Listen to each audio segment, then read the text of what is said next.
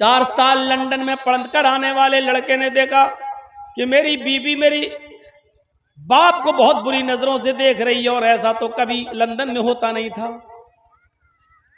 तो उसने आइडेंटिटी छिपा ली, ये नहीं बताया कि ये मेरा बाप है।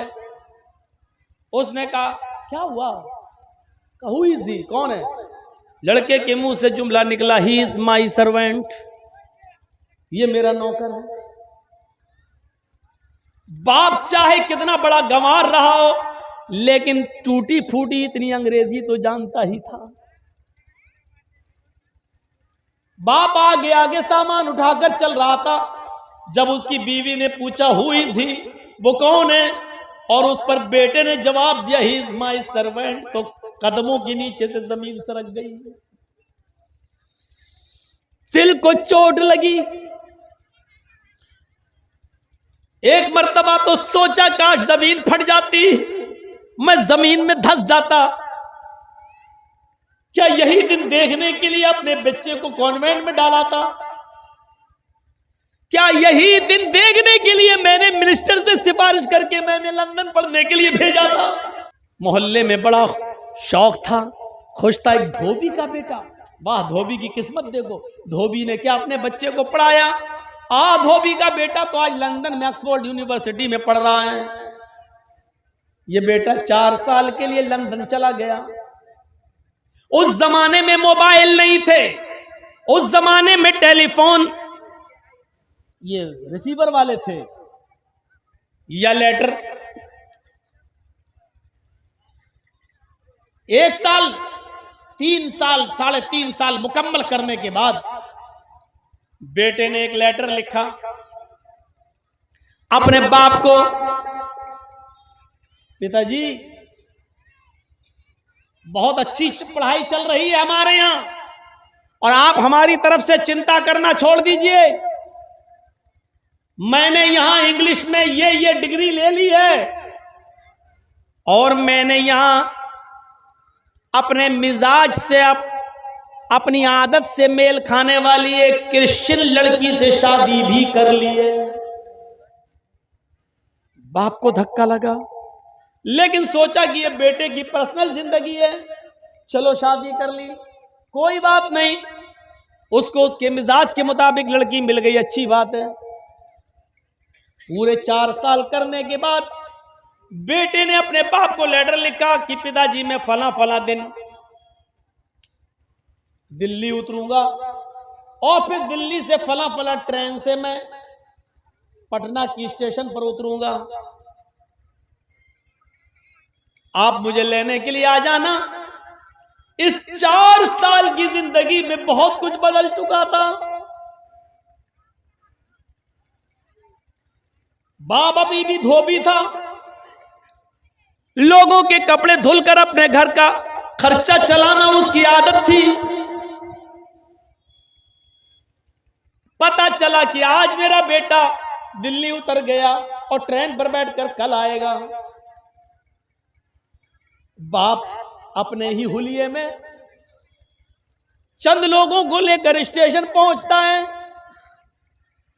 इन ईसाई मिशनरियों ने क्या दिया और कॉन्वेंट स्कूलों ने क्या दिया वो मैं बतला रहा हूं आपको, बुरा लग रहा होगा आपको, लेकिन सुनिए यह हकीकत है। मदरसों से नफरत करोगे तो ये दिन देखना पड़ेंगे। ट्रेन आती है, एक कोच से लड़का निकलता है और उसकी क्रिश्चियन बीवी भी निकलती है, जो भी हिंदी से नावाकिफ है, जो बिल्कुल हिंदी नहीं जानती है। पटना की रेलवे स्टेशन पर ये लोग उतरते हैं, गले मिला जाता है। बाप ने अपने बेटे को फर्ते मोहब्बत में सीने से चिपका लिया कि आज मेरा बेटा पढ़ लिख कर आया है। क्रिश्चियन लड़की थी, वो क्या जाने भारतीय सभ्यता को, न उसने सर पे ओढ़नी डाली, और हिंदू भाइयों में जैसे पैर छुए जाते हैं ससुर के, उसने ऐसा कुछ नहीं किया। बाप ने सोचा कि हम इंग्लैंड का जो हाल है वही होगा, यहां आएगी तो धीरे धीरे सब देख लेगी, संभल जाएगी।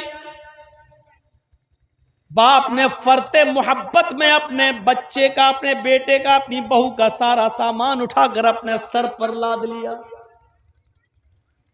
बाप बाप होता है। चलो अब मेरी गरीबी के दिन दूर हो जाएंगे, मेरा बेटा पढ़ लिख कर आया है, मिनिस्टर से बात करके उसको नौकरी लगवा देंगे, या इतनी बड़ी डिग्री मिल गई है वो उसको खुद ही नौकरी मिल जाएगी। फरते मोहब्बत में बाप ने सामान उठा लिया अपने सर के ऊपर और लेकर चलने लगा। उसकी बीवी समझ नहीं पाई कि ये कौन आदमी है, और कुलियों की तरह अपने सर पर सामान कैसे लाद लिया। उसने पूछा, हु इज ही? क्रिश्चियन लड़की अपने पति से, हस्बैंड से पूछती है, हु इज ही? वो कौन है जिसने ये सामान अपने सर पर लाद लिया? 4 साल लंदन में पढ़कर आने वाले लड़के ने देखा कि मेरी बीवी मेरी बाप को बहुत बुरी नजरों से देख रही है, और ऐसा तो कभी लंदन में होता नहीं था। तो उसने आइडेंटिटी छिपा ली, ये नहीं बताया कि ये मेरा बाप है। उसने कहा, क्या हुआ? Who is he? कौन है? लड़के के मुंह से जुमला निकला, ही इज माई सर्वेंट, ये मेरा नौकर है।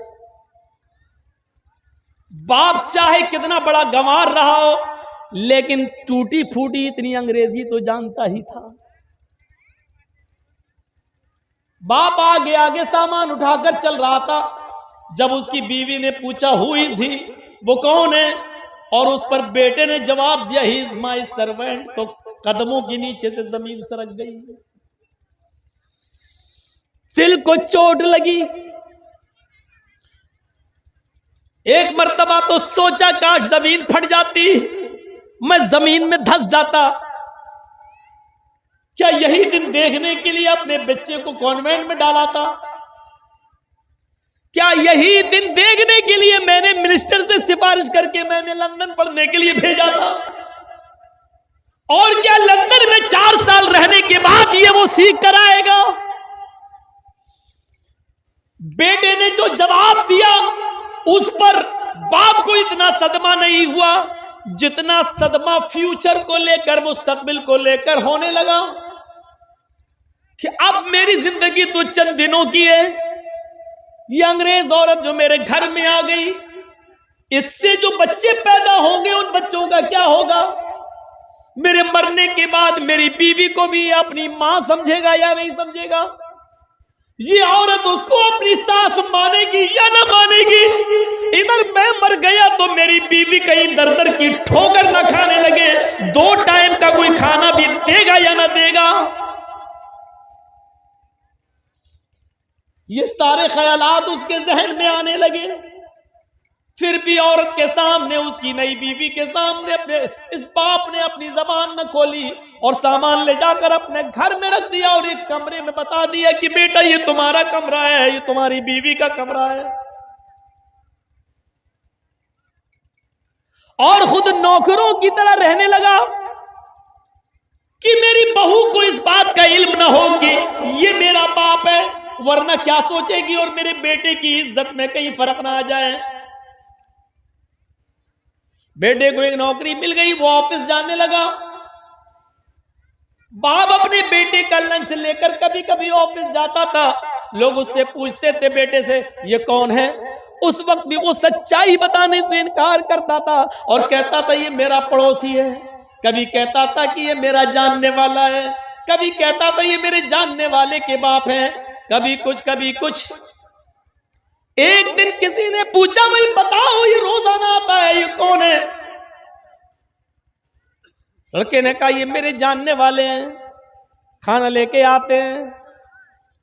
बाप आज गुस्सा बर्दाश्त न कर सका और बाप ने छोड़ते ही कह दिया, बेटा मैं तेरा नहीं तेरी मां का जानने वाला हूं। बेटा मैं तेरा नहीं तेरी मां का जानने वाला हूं, ताकि सबके सामने एहसास हो सके। लोगों ने कहा क्या मतलब? कहा ये अच्छी तरीके से जानता है इसकी मां कौन है और मेरा उसकी मां के साथ ताल्लुक है, यानी वो मेरी बीवी है। लड़की को आज बड़ी शर्म आई कि सबके सामने बाप ने अपने आप को मेरा बाप कह दिया। उसने कोर्ट में जाकर मुकदमा दायर कर दिया और एक नोटिस भेज दिया और अपने बाप को हुक्म दिया कि कोर्ट में ये साबित करो कि मैं तुम्हारा बेटा हूं, वरना जिंदगी तुम्हारी तबाह कर दूंगा। मुकदमा लड़वाते लड़वाते मेरे प्यारे साथियों, वो मुकदमा पटना की अदालत में चला, लेकिन भारत की अदालत इतनी जल्दी फैसले कहां करती है। मुकदमे लटके रहते हैं। मुकदमा खत्म होने से पहले ही बाप का इस दुनिया से इंतकाल हो जाता है। ये बाप इस दुनिया से चला जाता है, ये धोबी मर जाता है। मेरे भाइयों, गौर करो कि कॉन्वेंट स्कूल में उसने पढ़ाया था कि मेरा बेटा एक अच्छी पढ़ाई पढ़ेगा, आला तालीम हासिल करेगा। लंदन भेजा सिफारिश करके कि पढ़ लिख कर आएगा तो मेरी गरीबी दूर होगी, फ्यूचर अच्छा होगा। लेकिन क्या मालूम था कि मुझे इस बेटे को अपना बेटा साबित करने के लिए मुकदमा लड़ना पड़ेगा और मेरा बेटा इस बात पर मेरे ऊपर नोटिस भेज देगा कि तुम मेरे बाप हो, कोर्ट में साबित करो। मेरे प्यारे साथियों, आज की मौजूदा तालीम ने और मौजूदा कॉन्वेंट ईसाई मिशनरियों ने बाप और बेटे की तमीज को भी खत्म कर दिया है। गौर करो वो अमेरिका और गौर करो वो लंदन, जहां आज भी जब किसी के घर में बच्चा पैदा होता है तो बाप जल्दी से यकीन नहीं करता है कि ये मेरा ही बेटा या किसी दूसरे का।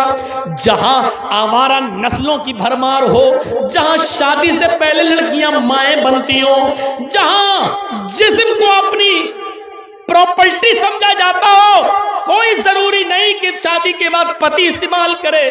मेरी बॉडी, मेरी जिस्म, मेरी मर्जी का नारा लगता हो कि ये मेरा है, मेरा जिस्म है, मैं जहां चाहूं इस्तेमाल करूं। जहां शादी के बाद भी एक पति को अपनी पति की बॉडी पर पूरा हक न हो, आज वहीं से निकलने वाली ईसाइयत और वहीं से चलने वाले ये कॉन्वेंट स्कूल, मेरे भाइयों, आज हमें कहां पहुंचाएंगे, किस दहलीज पे पहुंचाएंगे। इस मर्तबा का रिकॉर्ड देखो, अमेरिका का रिकॉर्ड है, 1 करोड़ लड़कियां शादी से पहले माएं बनी हैं। यह अमेरिका का रिकॉर्ड है इस साल का। 1 करोड़ लड़कियां शादी से पहले मां बन गई हैं। ये वो लड़कियां मां बनी हैं जिन्होंने आलाते मने हमल इस्तेमाल किया था, यानी बच्चा ना हो रोकने वाली दवाएं या रोकने वाली चीजें इस्तेमाल की थी, इसके बावजूद हमल ठहर गया। जिन लोगों ने इस्तेमाल की होंगी और वो कामयाब हो गई होंगी और हमल नहीं ठहरा होगा, अगर उनकी तादाद जोड़ी जाए तो कहां तक पहुंचेगी उसका कोई ठिकाना नहीं है। ये उनकी गिनती है जिन्होंने आलाते मने हमल इस्तेमाल किया और फिर भी हमल ठहर गया।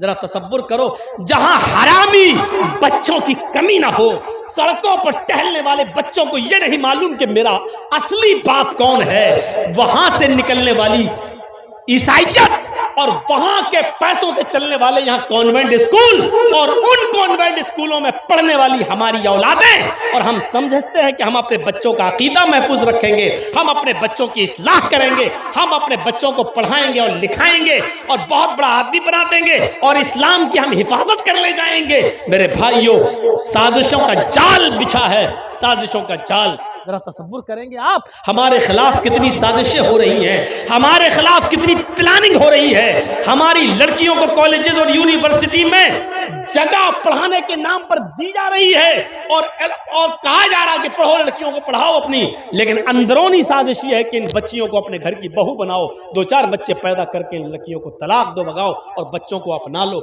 मेरे भाइयों, इन साजिशों को कौन बेनकाब करेगा और कौन समझेगा? 1-2 मौलवी बेनकाब कर रहे हैं तो उसको समझने वाला कोई नहीं है, उसको अपने गरीबानों में उठाने वाला कोई नहीं है।